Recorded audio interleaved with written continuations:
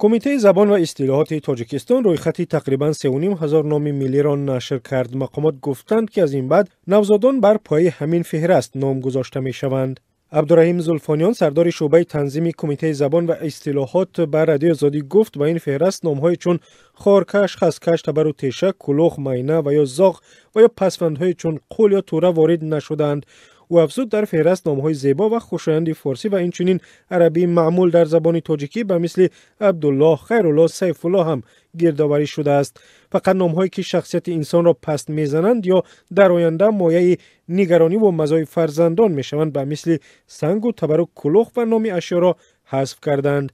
نماینده کمیته زبان و اصطلاحات گفت رӯйхати نام‌های ملی اساساً برای نوزادان داخل دارد. افرادی که تاکنون در نام‌هایشان پسوند قول، توره و خواجه دارند تا آخر خواهند رفت اگر با خواهش خود آن را تغییر ندهند.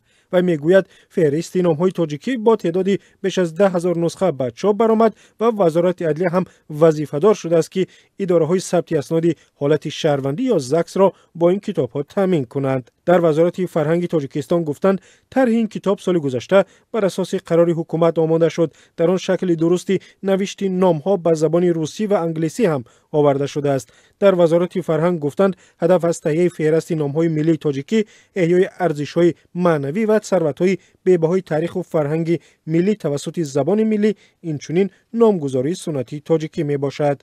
در 10 سال اخیر با توجه به زیاد شدن روا به کشورهای اسلامی و مذهبی تر شدن جامعه شهروندان بر نام‌های عربی و اسلامی برتری می‌دهند. در برابر این معمول شدن سریال‌های ترکی در تاجیکستان ذوق مردم را به نامگذاری ترکی از قبیل الف، گیت، گوزل بیشتر کرده و حتی بعضی از نام‌های معمول در تاجیکستان را حالا با لهجه ترکی مثل مهمت که محمد و یا خرم که خرم تاجیکی است تلفظ می‌کنند.